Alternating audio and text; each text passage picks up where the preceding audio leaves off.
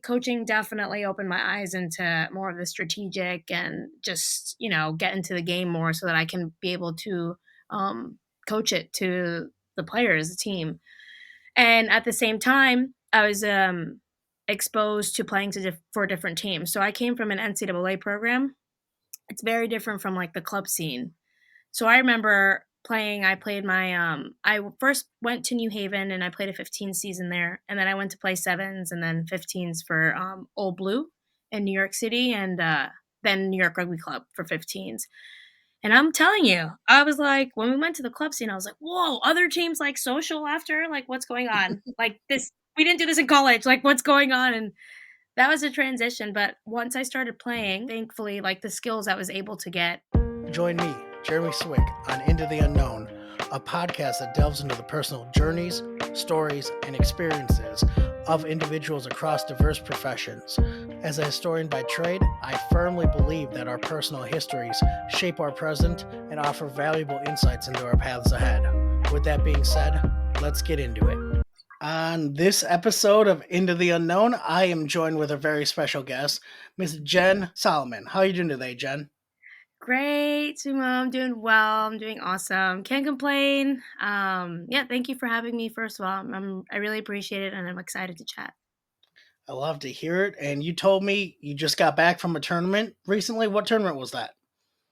I did. So I went down to Tampa, Florida to play in Tropical Sevens with Faith Family Rugby. It's just a select team. They're a newer team in the last year that they just take women from different areas. So we went down there. Tournament was Friday, Saturday. We made it to the third place final for the senior women. Unfortunately, we came in fourth, but other than that, we were really happy with our performance. We got better each game, and vibes were high. Everyone was smiling. Everyone was enjoying it, having fun. And yeah, I couldn't complain, honestly. It was like really, really fun. I had a blast. And we were under the sun. So We talked a little bit quickly about just how good vibes are for rugby tournaments and just how much fun it is. Of course, you want to win, but being with your teammates is probably my favorite part about rugby. definitely, definitely.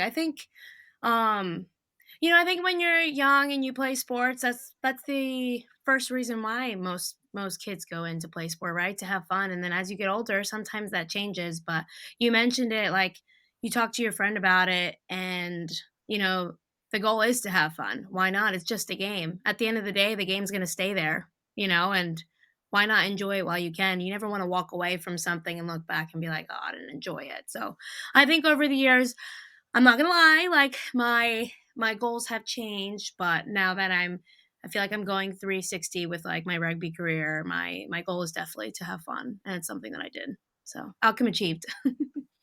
Jen, I love that. So I always like to kick off the show talking about the importance of networking.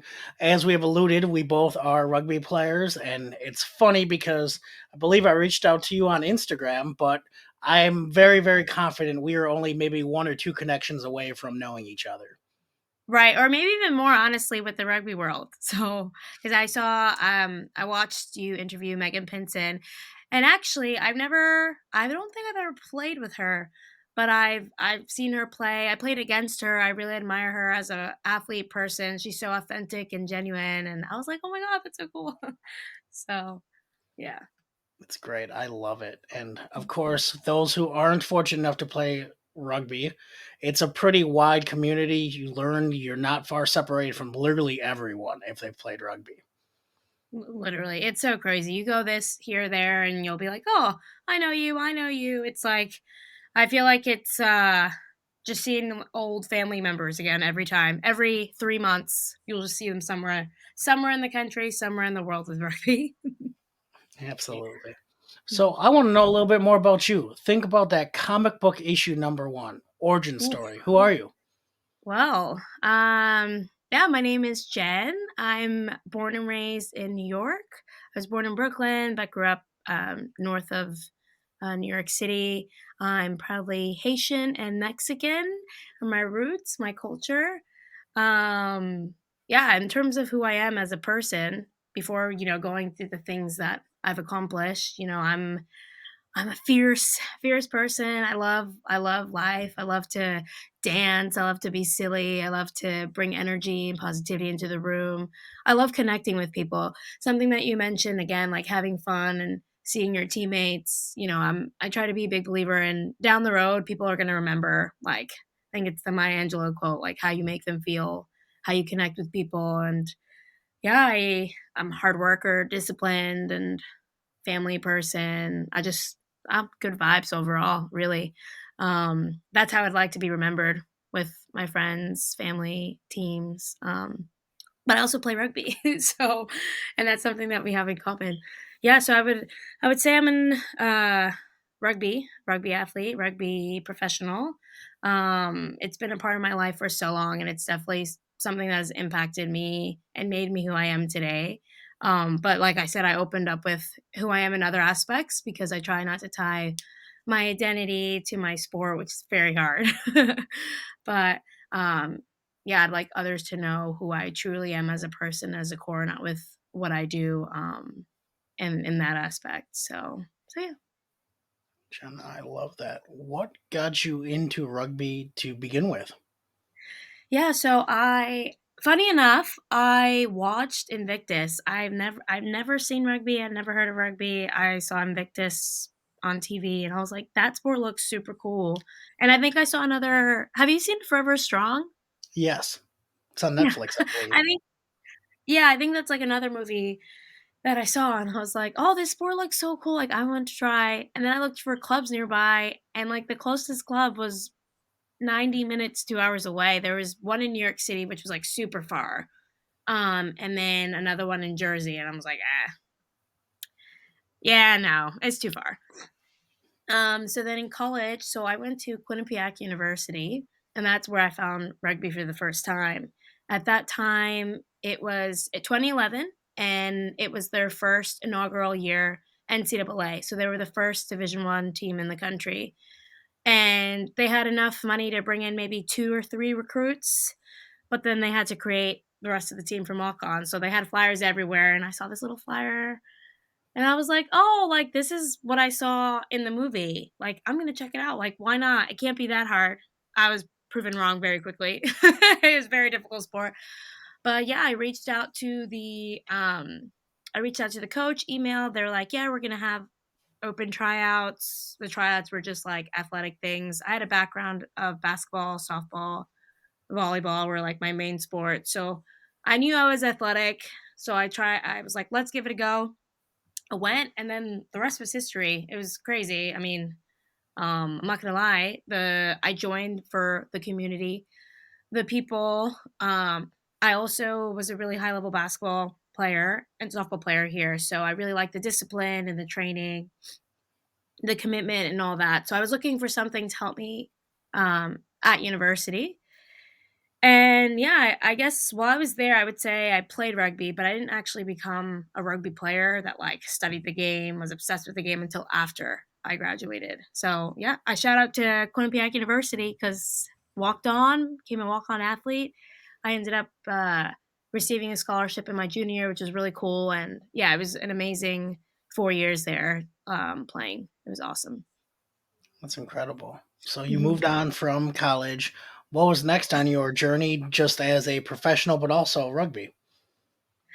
Yeah, so I was looking into working in finance in Stamford, Connecticut or in New York City. And then actually my assistant coach, Michelle Reed, she became the head coach at Sacred Heart University, which was about 40 minutes down the parkway from Quinnipiac in Fairfield, Connecticut. And she was like, "Hey, look, I'm starting a program from scratch, an NCAA program. We're transitioning some of the clubs to NCAA. It's going to be like really hard, but you've been through it as an athlete. I would love for you to come and be my assistant coach. Like, do you want to come?" And at that moment, I was like, "Yes, this sounds right." I was very my coaches, the head coach at Quinnipiac is Becky Carlson, and both Becky and Michelle were because rugby was still so new at the time, and we were at that time the only full contact sport for women that had scholarships. Wrestling came, but just recently. they really try to own on the idea, of like playing for those young high school girls, those girls that have the opportunity to start at 6, 7, 8 years old. We're playing for them. We're growing the game. We're trying to make this game legitimize that people take us seriously, that we can get the resources that like someone that came to play basketball or football gets. And I was really driven by that because I was really driven by the opportunity, equity and equality for women and women in sports. That was just kind of like my why at the time. So when Michelle asked me to go to Sacred Heart to coach, I was like, absolutely, like, let's do this. And it was also a really great experience. I was there for 6 years, which is for me, that's really long. It's a really long time. But we were able to, build a program. It had its struggles, because there were powerhouses like Penn State, Quinnipiac, Central Washington, all these schools. No one wanted to come to Sacred Heart at first, but we built the program. And at the same time, it allowed me to still pursue my playing as an assistant coach. I was really supported by Michelle to do that. And that helped me learn the game more and vice versa. It helped me be a better player, and then it helped me be a better coach as well. And funny enough, I actually saw both Quinnipiac and Sacred Heart play at Tropical Sevens. That's awesome. Literally just this past, yeah, which is so funny. I like went to watch, and I was just really proud on both ends, like to see my alma mater there. Um, Doing so well, and they've done so great, and then seeing like a program that I spent 6 years trying to help build and how they're succeeding now, because they're both wonderful programs. And Sacred Heart has really been a program on the up, which, I'm like, "Oh, I hope," I had a little bit in that, which is cool. So, So, Jen, you mentioned that you played rugby, but weren't quite a rugby player yet. When you started coaching, is that kind of when the game started to click even more for you? definitely, you had to see the game in a whole different aspect. And, when I was in college, it wasn't that I didn't wanna learn, but I think most athletes that go to college for their sport, they start when they're youth. Like, they start when they're elementary, whatever, kindergarten. I started the sport as an adult, so I did love it, but, like, all the X's and O's, was I really into it? Like, "Nah," like, I just did what my coach told me, like, cool. And, when I went to coach, I was like, "Okay, wow, there's still so much more that I have to learn." And my my coach, my boss, trust in me. I gotta get into this. So coaching definitely opened my eyes into more of the strategic and just, get into the game more so that I can be able to coach it to the players, the team. And at the same time, I was exposed to playing for different teams. So I came from an NCAA program. It's very different from like the club scene. So I remember I played I first went to New Haven and I played a 15 season there. And then I went to play sevens and then 15s for Old Blue in New York City, and then New York Rugby Club for 15s.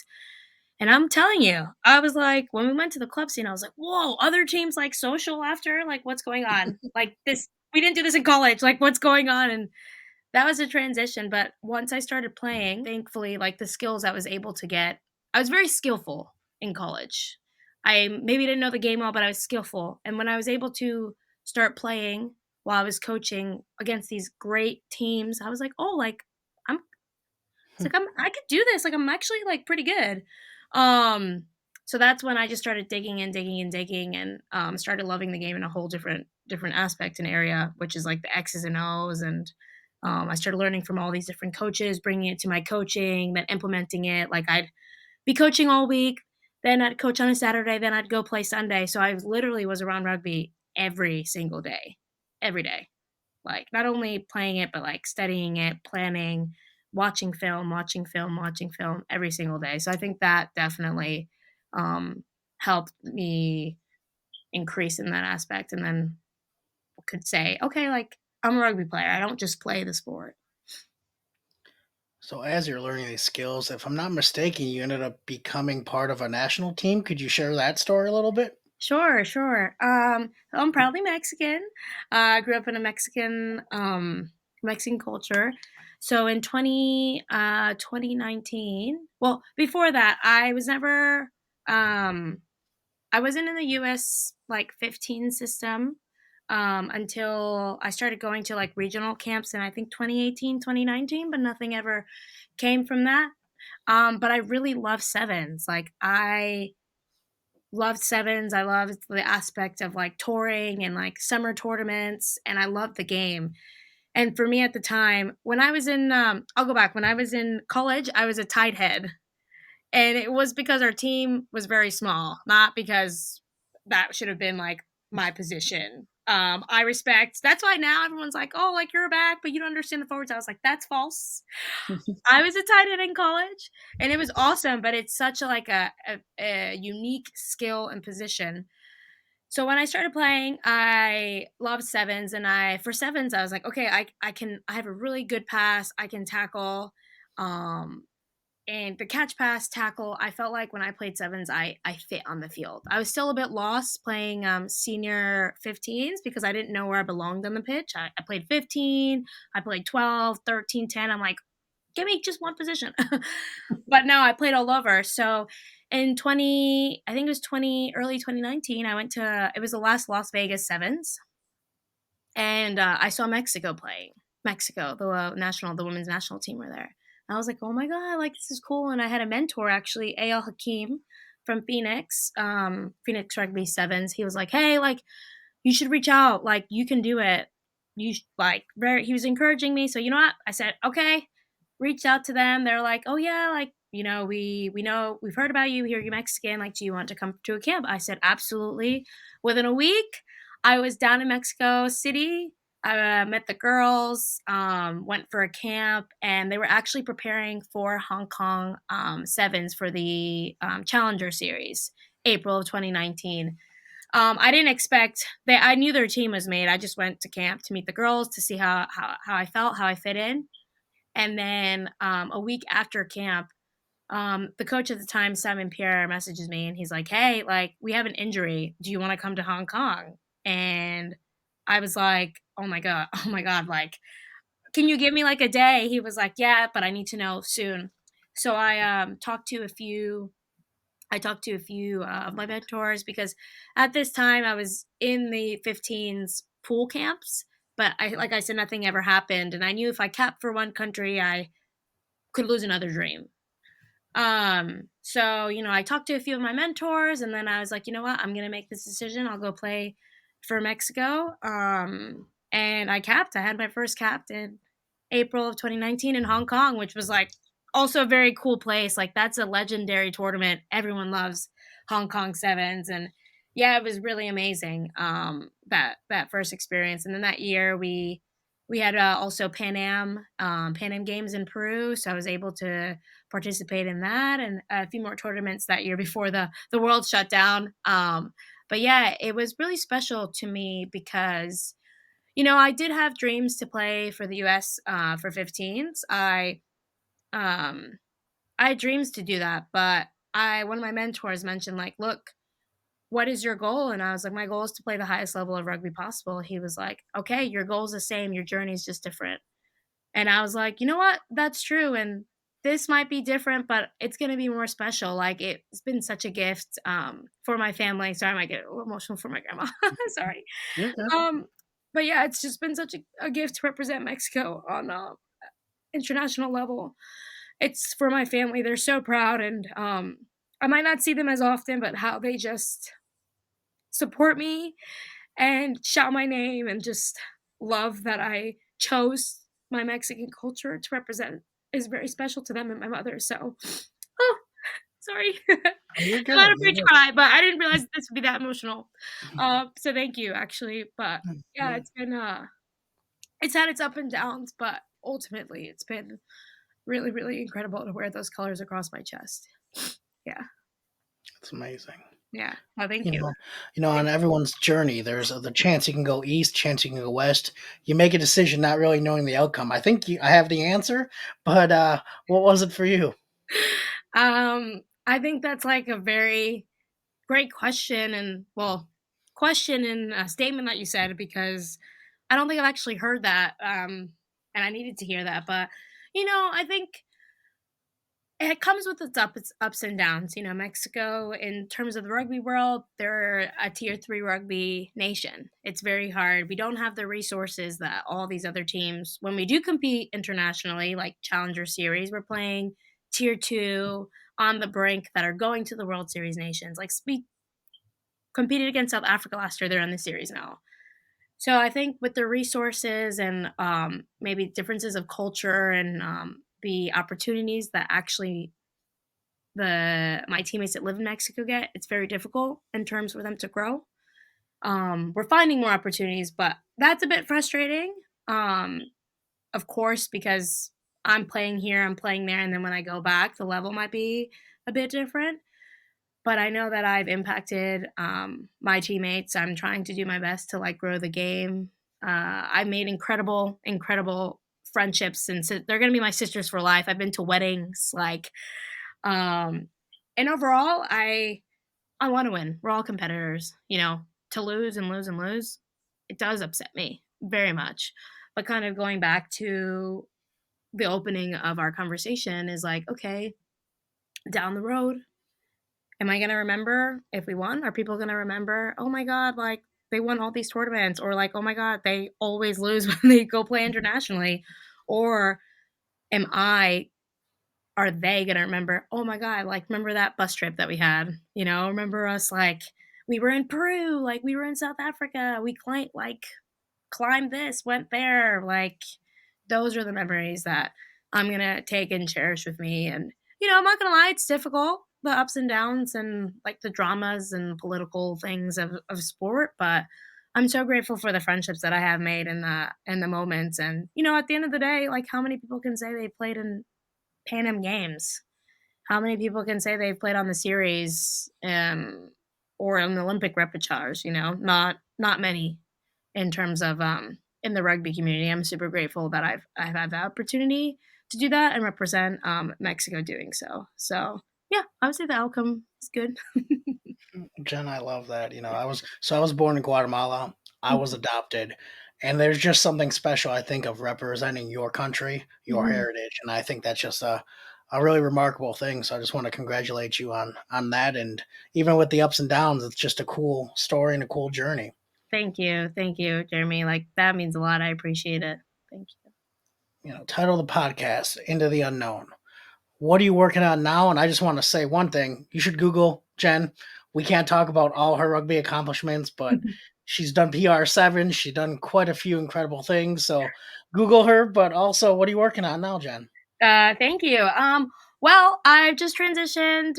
I feel like I'm going through a big transition in life because I was training full time last year, the Rhinos Academy in California and then South Africa, and then I just relocated back to New York.